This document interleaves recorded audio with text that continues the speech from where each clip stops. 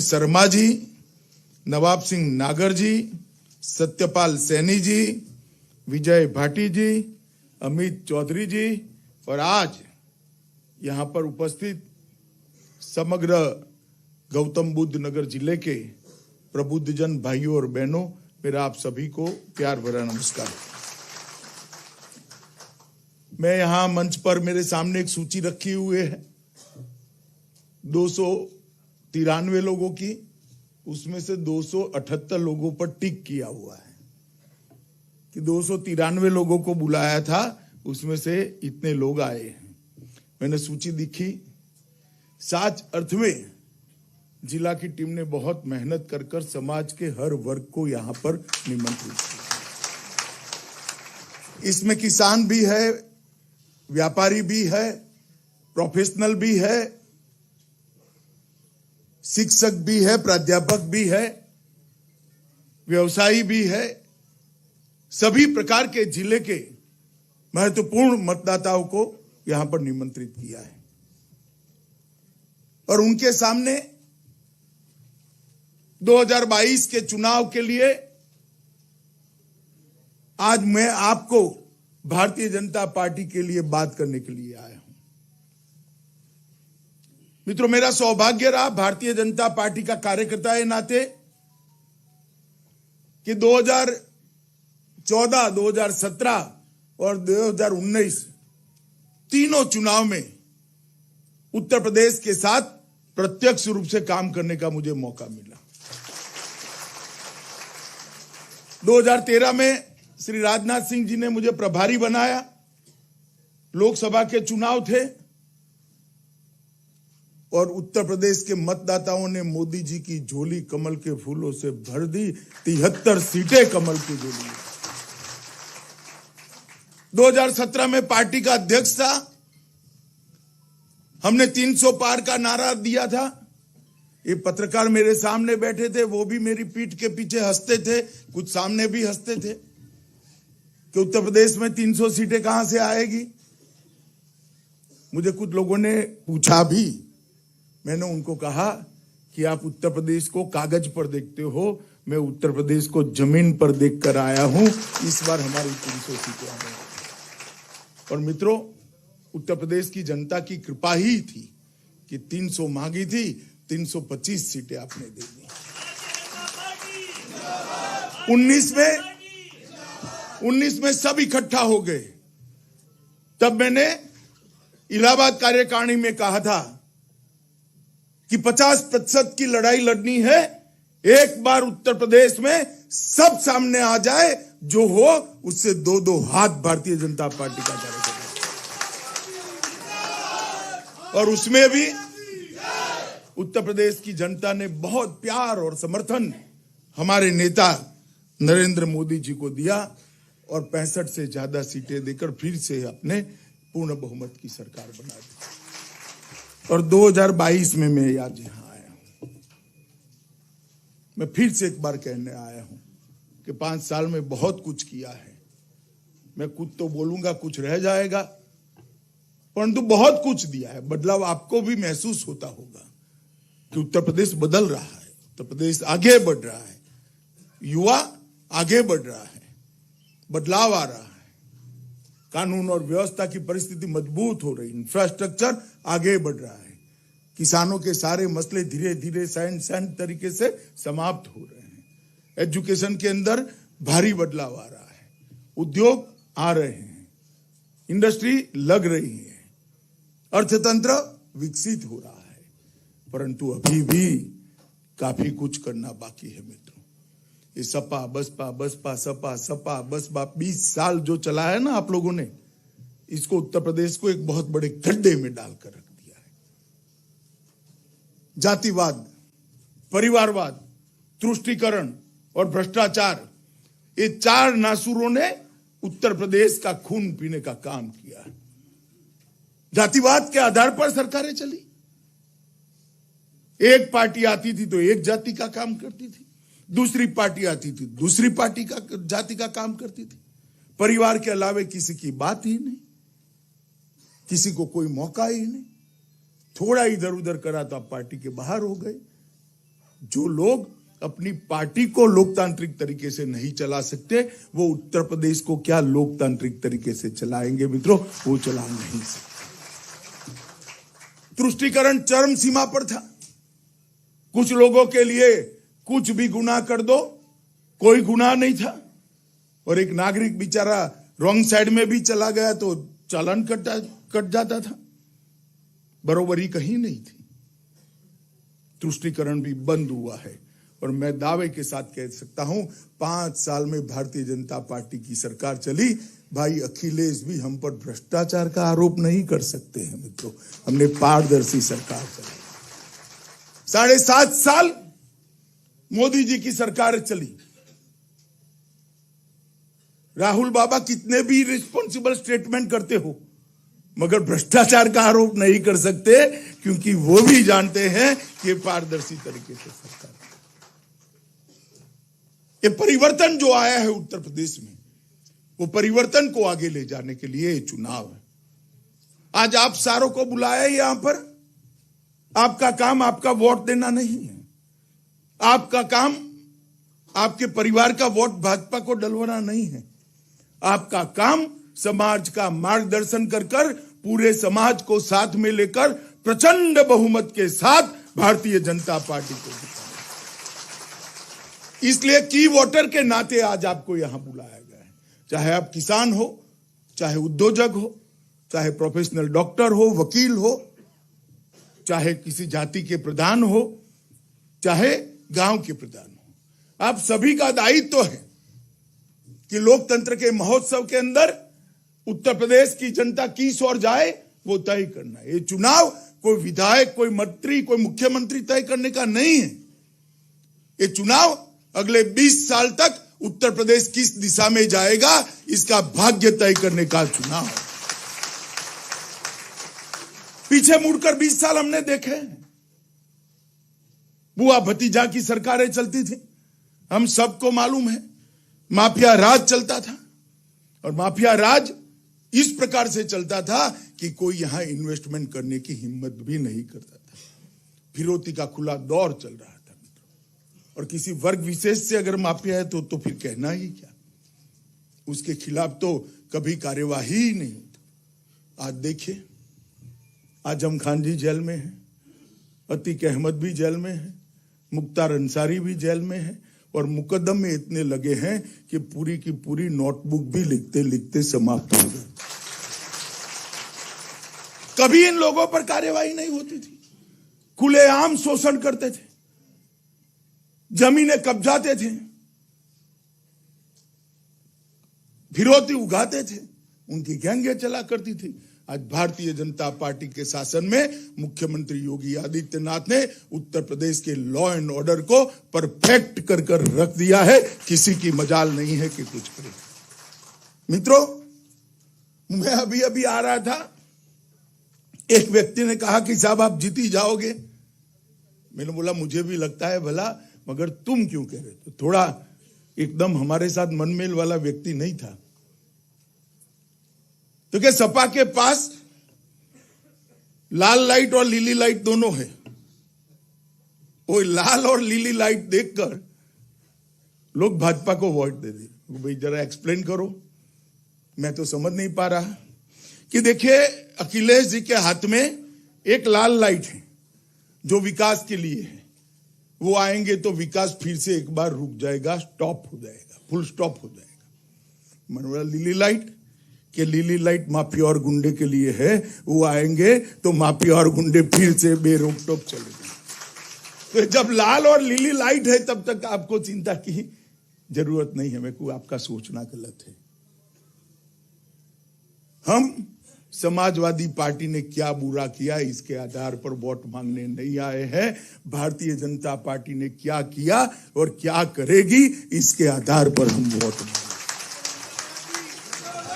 ये चुनाव रचनात्मक मतदान का चुनाव है, और उसमें की वोटर की बड़ी महत्वपूर्ण भूमिका है। मित्रों, ये रेड लाइट और ग्रीन लाइट, ये दोनों लाइट का फ्यूज निकालने का काम उत्तर प्रदेश की जनता ने करना है।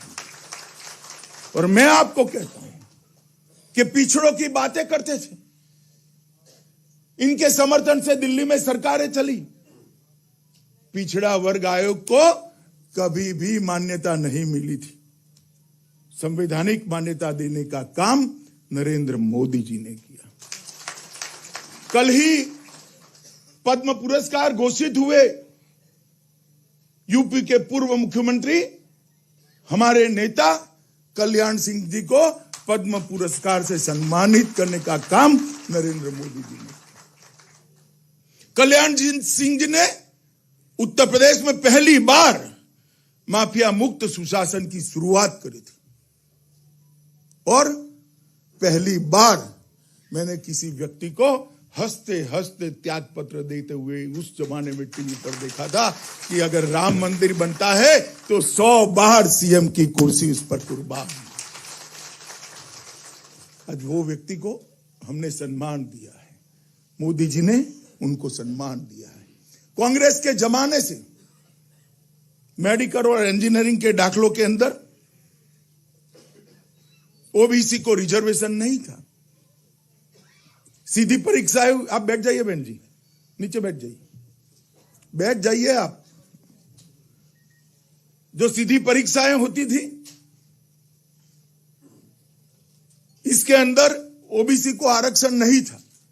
भारतीय जनता पार्टी ने ओबीसी को आरक्षण देने की शुरुआत की और आज हजारों बच्चे डॉक्टर और इंजीनियर बन पा रहे हैं।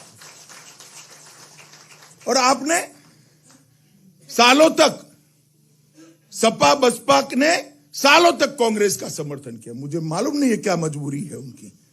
यही कांग्रेस के नेता राजीव गांधी ने पिछड़ों के आरक्षण के सामने 1 घंटा और 40 मिनट का भाषण लोकसभा के अंदर करा था, लोकसभा के रिकॉर्ड पर पड़ा था। आप उनका तो समर्थन करते थे और पिछड़ों की बातें कर रहे हैं।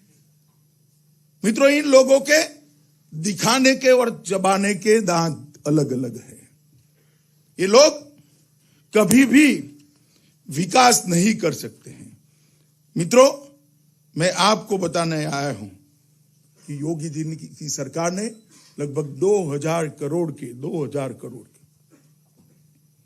भूमि माफियाओं से मुक्त कराकर आज वहां पर गरीबों को आवास, मेडिकल कॉलेज और विद्यालय बन गए। 2000 करोड़ की। अब उनको परेशानी तो होगी। इनकम टैक्स रेट डालती है, जीएसटी वाले रेट डालते हैं और मेटाडोर भरकर नोटों की गड्डियां निकलती है तो वो कहते हैं राजनीतिक रेड है।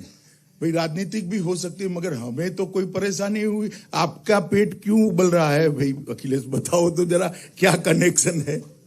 अरे भले आदमी इतना तो सोचो, कनेक्शन है तो भी इतने सार्वजनिक रूप से नहीं बोलते हैं। इतना तो सोचो।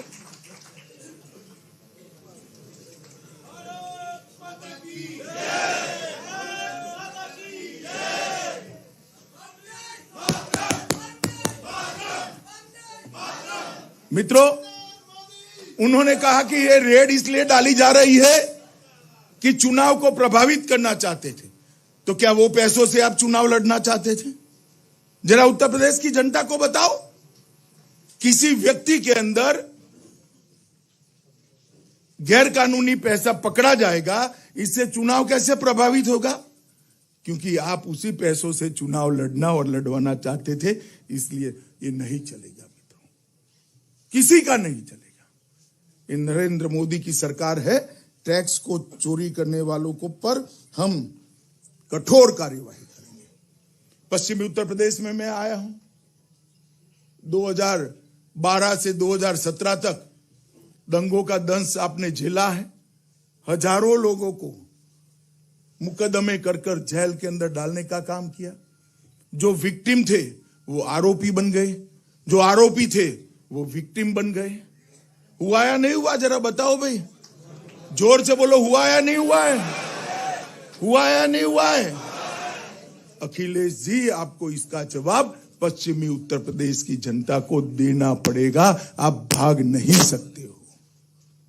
2012 के दंगों के बाद आपने जिस प्रकार से यहां कार्यवाही की, उस प्रकार से देश में कहीं पर भी कार्यवाही नहीं होती।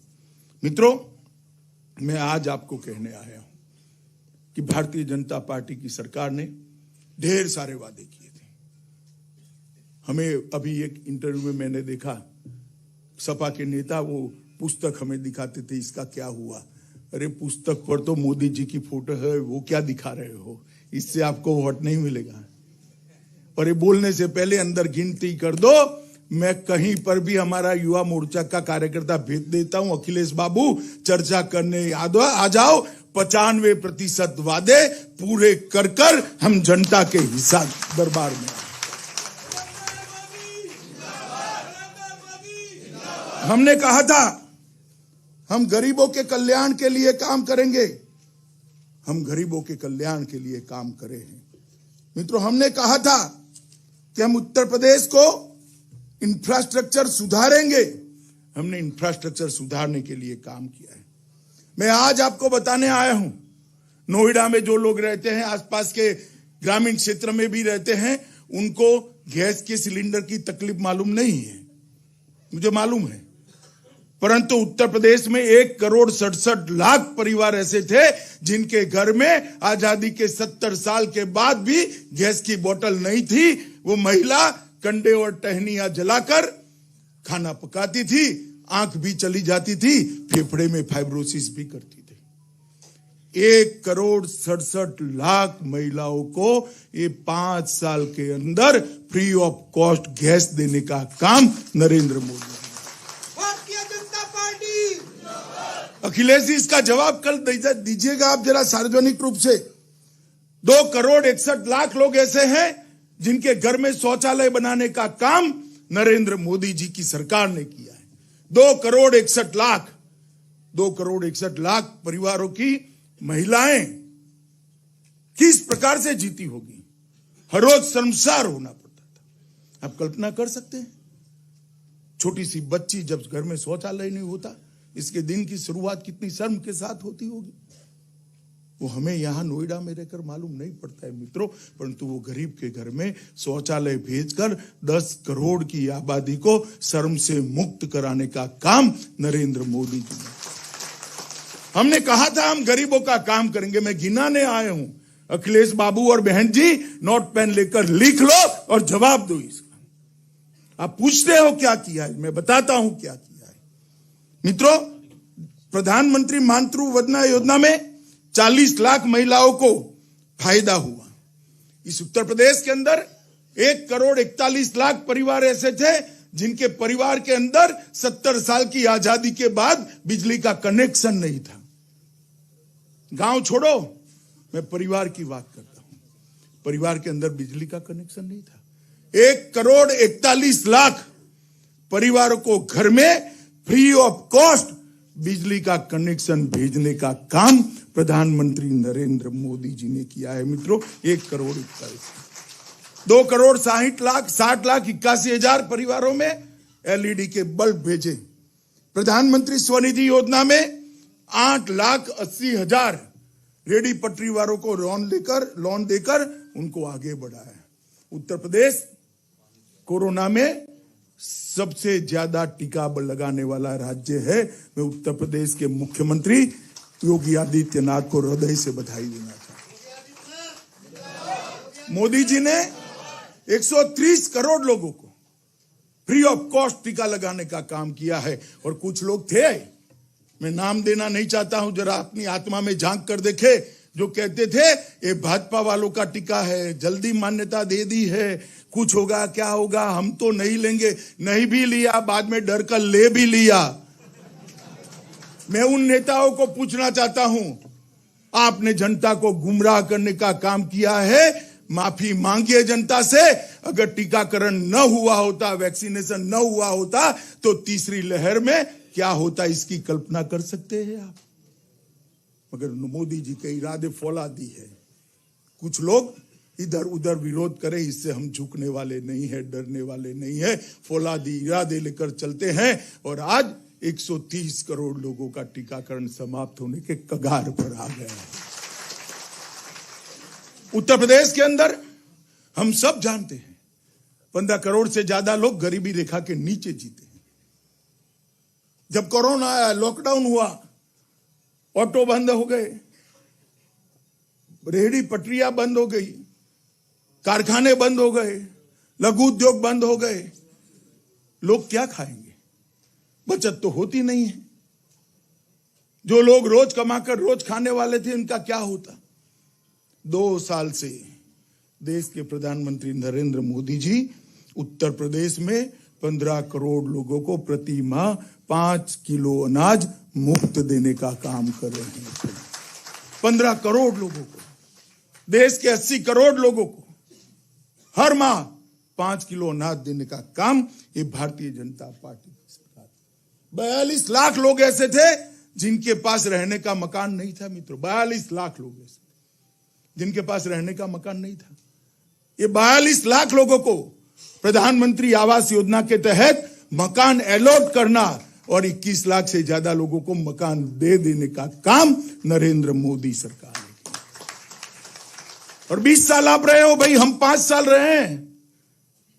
अखिलेश बाबू, ये 5 साल में मैंने जो आंकड़े लिए, इससे आधा भी अगर 20 साल में करा हो तो बता देना जरा।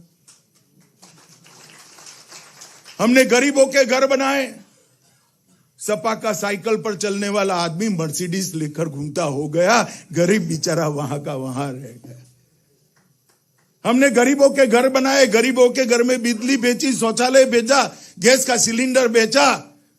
और बसपा का कार्यकर्ता, बसपा का नेता हाथी पर सवार होकर उन्मत्त होकर चलता रहा। गरीब की चिंता ना सपा ने करी है, ना बसपा ने करी है। कांग्रेस का तो सवाल ही नहीं है। मित्रों, जहां तक दादरी और पश्चिमी उत्तर प्रदेश का सवाल है, ढेर सारे काम यहां पर किए गए हैं। मित्रों, दादरी में लाइब्रेरी भी बन रही है, मिहिर बोर्ड डिग्री कॉलेज भी में प्रयोगशालाएं भी बन रही है, ग्रेटर नोएडा में 7 ओवरब्रिज का काम हुआ है, world class multi modal logistic park बन रहा है, जेवर एयरपोर्ट बन रहा है जो एशिया का सबसे बड़ा हवाई अड्डा बनने जा रहा है, जिससे यूपी के 5 लाख युवाओं को नौकरी मिलने वाली है। फिल्म सिटी भी यहाँ बनने वाली है, निफ्ट भी यहाँ बनने वाली है। मित्रों, आईटी इलेक्ट्रॉनिक्स हब भी नोएडा के अंदर ही बन रहा है, जहां ग्रेजुएट हुए आईटी के सारे युवाओं को नौकरी मिलने की संभावना है। सॉफ्टवेयर पार्क भी यहां बन रहा है, डेटा सेंटर भी यहां बन रहा है, गंगा एक्सप्रेस वे भी पश्चिम में ही बन रहा है, एप्रल पार्क भी यहां पर बन रहा है, और टॉय सिटी भी यमुना प्राधिकरण के क्षेत्र में बनने का काम हो रहा है। अखिलेश जी, मेरी सूची तो बहुत लंबी है, समय कम है, मगर मैंने गिनाया है, इसका 1/10 भी अगर 10वां भी आपके पास है तो कल जरा सूची पढ़ लेना एक बार यूपी की जनता। और ये तो मैं सिर्फ पश्चिमी उत्तर प्रदेश का पढ़ रहा हूं भैया। उत्तर प्रदेश के तो 6 प्रांत हैं, पश्चिमी है, ब्रज है, अवध है, गोरक्ष है, काशी है और बुंदेलखंड है, कानपुर बुंदेलखंड है।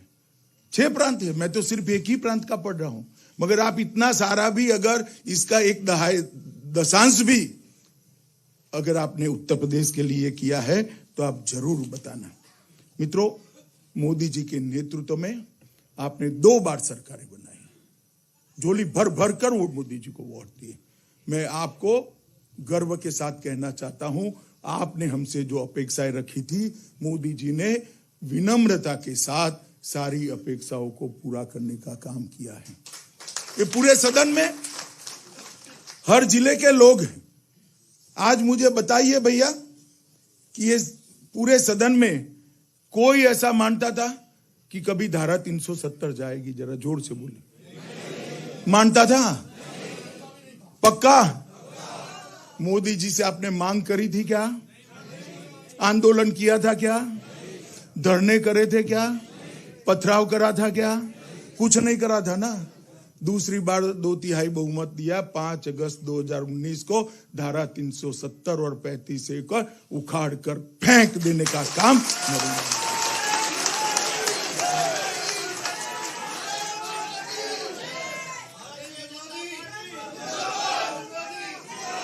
मगर मैं उत्तर प्रदेश की जनता को पूछने आया हूं। मैं आज उत्तर प्रदेश की जनता को पूछने आया हूं, सदन के अंदर भारत माता के तिलक जैसा हमारे कश्मीर को हमेशा के लिए भारत के साथ जोड़ने का धारा 370 और 35 को समाप्त करने का जो जब प्रस्ताव आया, बिल आया, विरोध किसने किया था इसका? सिर्फ कांग्रेस नहीं थी, और बोलिए, ये सपा बसपा कांग्रेस तीनों ने विरोध किया। ये वोट लेने आए दादरी में तो पूछोगे भाई, पूछोगे या नहीं पूछोगे? नोएडा वाले पूछेंगे या नहीं पूछेंगे? क्यों विरोध किया आपने? वोट बैंक की राजनीति देश से ऊपर होती है क्या? अरे करना है तो करो बहन जी, बुआ भतीजा दोनों करो, हम नहीं डरते हैं वोट बैंक की राजनीति से। मोदी जी ने डंके की चोट पर 370 उठा और वहां किसी की कंकर भी डालने की, पत्थर नहीं कंकर भी डालने की हिम्मत नहीं हुई। आज कश्मीर अपने आप। मित्रों, देश की सुरक्षा के लिए हमने सपा के ऐसे नेता भी देखे हैं जो सदन में रहकर बोले हैं कि खोल दो बाउंड्रियों को, एक कंटीले तार निकाल दो, जिसको पाकिस्तान से आना है आने दो। क्यों भाई? ये धर्मशाला है क्या? कैसे आ जाएंगे? उनका शासन था, कांग्रेस का शासन था, सोनिया मनमोहन सिंह का शासन था, सपा बसपा का समर्थन था। आलिया मालिया जमालिया अंदर घुस जाते थे, हमारे जवानों के सर काट कर चले जाते और सर काटकर उसको पैरों से अपमानित करते थे। किसी की हिम्मत नहीं थी बोलने की। वहां अपने जवानों के सर काटे जाते थे, वहां जाकर पैरों से अपमानित करते थे। यहां दिल्ली के नेताओं के सर पर जू नहीं रहती थी। आपने परिवर्तन कर दिया। नरेंद्र मोदी जी की सरकार आ गई। नरेंद्र मोदी जी की सरकार बनने के बाद भी पाक पीड़ित आतंकवादियों ने 2 हमले किए, उरी में किया और पुलवामा में किया। वो भूल गए कि सरदार मनमोहन सिंह की सरकार नहीं है, ये सोनिया गांधी की पार्टी की सरकार नहीं है, ये नरेंद्र मोदी की सरकार है, भारतीय जनता पार्टी की सरकार है। ये पार्टी श्यामा प्रसाद मुखर्जी की पार्टी है। 10 ही दिन के अंदर सर्जिकल स्ट्राइक और एयर स्ट्राइक कर पाकिस्तान के घर में घुसकर आतंकवादियों के पड़छड्डे उड़ा देने का काम नरेंद्र मोदी ने। देश की सीमाओं की सुरक्षा, देश की सीमाओं का संरक्षण और देश की सीमाओं का सम्मान कैसे होता है, इसकी पूरी दुनिया के अंदर उदाहरण बिठाने का काम नरेंद्र मोदी जी ने किया है मित्रों। और भारत को अमेरिका और इजराइल के साथ तीसरा नाम आ गया जो देश की सीमाओं के अतिक्रमण को कभी सहन नहीं करते हैं। मोदी जी ने कहा था हम गरीबों का काम करेंगे, किया।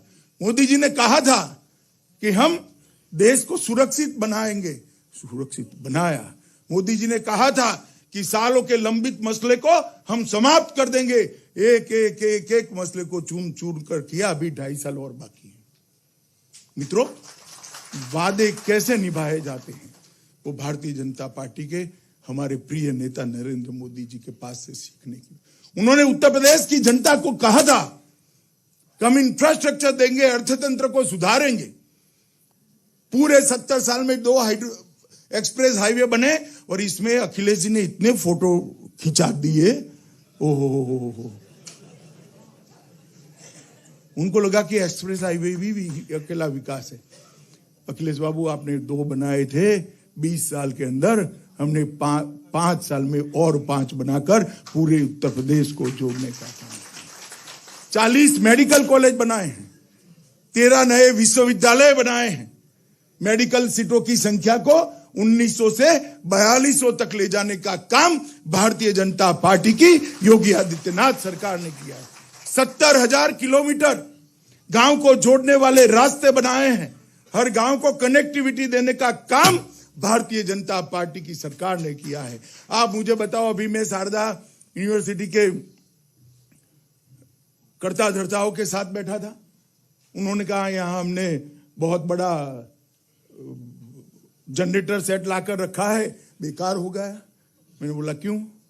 कि पहले दिन में 22 घंटा चलता था, अब महीने में भी 22 घंटा नहीं चलता है। क्या आपकी सरकार पहले बनती तो हमारा जनरेटर का इन्वेस्टमेंट ही ना होता? भाइयों बहनों, सच अर्थ से बताना, बिजली की स्थिति सुधरी है या नहीं सुधरी? जोर से बोलना, सुधरी है? जरा अखिलेश को भी बता देना, उनको मालूम नहीं पड़ता है। कानून और व्यवस्था सुधरी है या नहीं सुधरी? इन्वेस्टमेंट आया है या नहीं आया? नई यूनिवर्सिटियां बनी है या नहीं बनी? मेडिकल कॉलेज खुले हैं या नहीं खुले? नर्सिंग कॉलेज खुले हैं या नहीं खुले?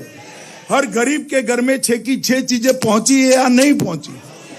मित्रों, हमने ना जाति देखी है ना धर्म देखा है।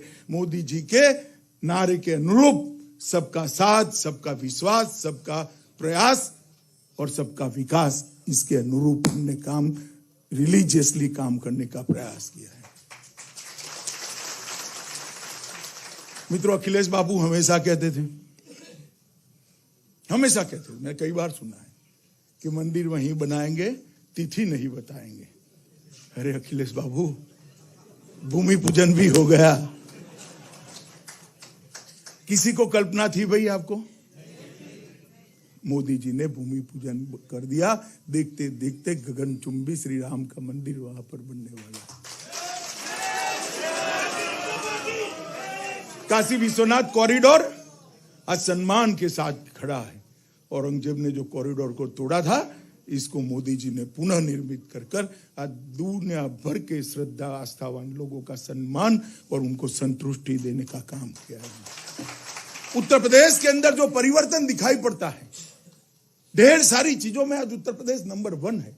हरी मटर सबसे ज्यादा उत्तर प्रदेश उगाता है, आलू सबसे ज्यादा उत्तर प्रदेश पैदा करता है, गेहूं सबसे ज्यादा उत्तर प्रदेश पैदा करता है, चीनी सबसे ज्यादा उत्तर प्रदेश, गन्ना सबसे ज्यादा उत्तर प्रदेश पैदा करता है। इस एक भी चीज में ये बुआ भतीजा के राज में उत्तर प्रदेश नंबर 1 नहीं था, आज आ गए। रोजगारी के अंदर उत्तर प्रदेश देश में सबसे तेजी से बढ़ रहा है, टीके सबसे ज्यादा लगा दिए हैं।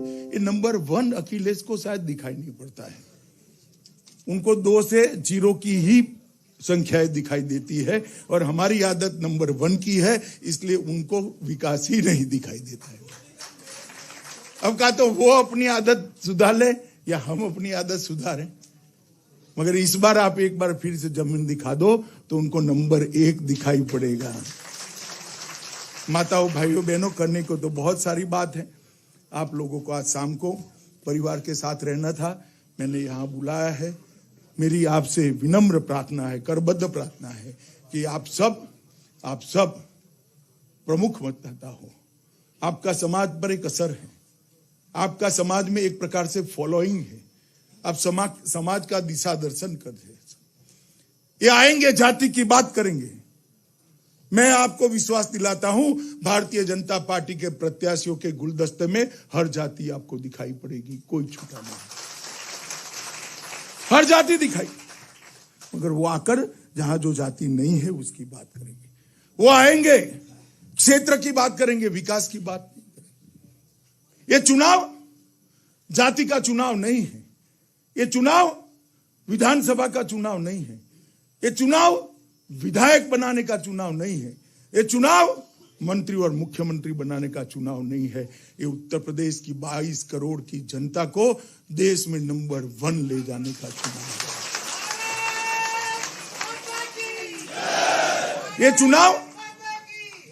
ये चुनाव युवा के एस्पिरेशन का चुनाव है, ये चुनाव महिलाओं की सुरक्षा का चुनाव है, ये चुनाव यूपी में इन्वेस्टमेंट लाने का चुनाव है, ये चुनाव यूपी के हर गांव को इंफ्रास्ट्रक्चर से जोड़ने का चुनाव है, ये चुनाव यूपी की स्वास्थ्य सेवाओं को सुधारने का चुनाव है, ये चुनाव यूपी में हर भूखे व्यक्ति के घर पर आगे बढ़कर हाथ जोड़कर उसको भूखे को अन्न पहुंचाने का चुनाव है। ये चुनाव हर माता को शौचालय देने का चुनाव है, हर माता को गैस देने का चुनाव है और हर गरीब को 5 लाख रुपए तक का प्रधानमंत्री आयुष्मान भारत का कार्ड देने का चुनाव है। वो जरूर इस चुनाव को नीचे के स्तर पर ले जाएंगे। मेरा आपसे करबद्ध निवेदन है, आप मोदी जी पर भरोसा करो। हम फिर से एक बार उत्तर प्रदेश को आगे बढ़ाने के लिए करेंगे। 5 साल तक योगी आदित्यनाथ ने एक ऐसी सुंदर सरकार चलाई है जिस पर कोई आरोप नहीं है। मित्रों, आज पलायन कराने वाले, मैं बहुत सोच समझ कर वाक्य बोलता हूं।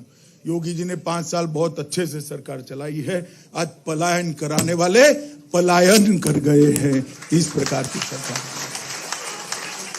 तो माताओं, भाइयों, बहनों, युवाओं, मेरा आप सभी से करबद्ध निवेदन है कि भारतीय जनता पार्टी के लिए वोट आप स्वयं करिए, आपके परिवार का भी कराइए और आपके इर्द गिर्द जो लोग हैं सबका कराइए। कोरोना तब तक काफी नीचे जाता जा रहा है। मास्क पहनिए जरूर, सोशल डिस्टेंस की व्यवस्था भी जरूर करी है चुनाव आयोग ने वोटिंग देने के लिए, परंतु मतदान जरूर करिए। आपका एक वोट उत्तर प्रदेश और देश का भाग्य बदलने का वोट है। मेरी वाणी को मैं विराम देता हूं और फिर से एक बार मेरे साथ बड़े प्रचंड आवाज से दोनों हाथ उठाकर सुरक्षित भारत के संकल्प के साथ, सुरक्षित यूपी के संकल्प के साथ प्रचंड आवाज से बोलिए, भारत माता की, भारत माता की, भारत माता की, वंदे वंदे।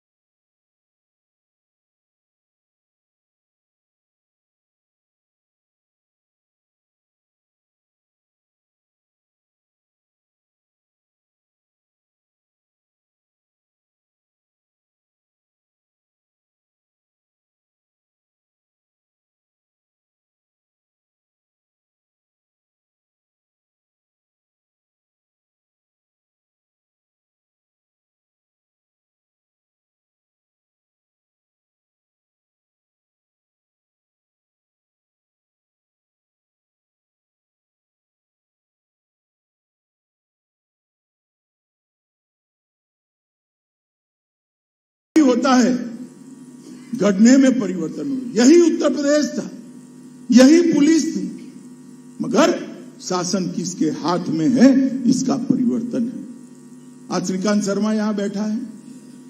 श्रीकांत को मैंने मेरे साथ कार्यालय में काम करते हुए देखा है। इतने युवा कार्यकर्ता को इतने बड़े राज्य का हमने ऊर्जा मंत्री बना दिया। जिले जिले में, मुझे बताओ भैया, जिले जिले में बिजली की स्थिति में सुधार हुआ है या नहीं हुआ है? शहरों में 24 घंटा बिजली आती है या नहीं आती? गांव में 20 से 23 घंटा बिजली आती है या नहीं आती? पहले आती थी क्या? आती थी क्या? तो कबीर साहब यही कहते हैं कि लोहे से ढाल भी बन सकती है, शमशीर भी बन सकती है। शासन अगर अखिलेश के हाथ में है तो गुंडों का राज होगा, शासन अगर भाजपा के हाथ में है तो विकास का रास्ता प्रशस्त होगा।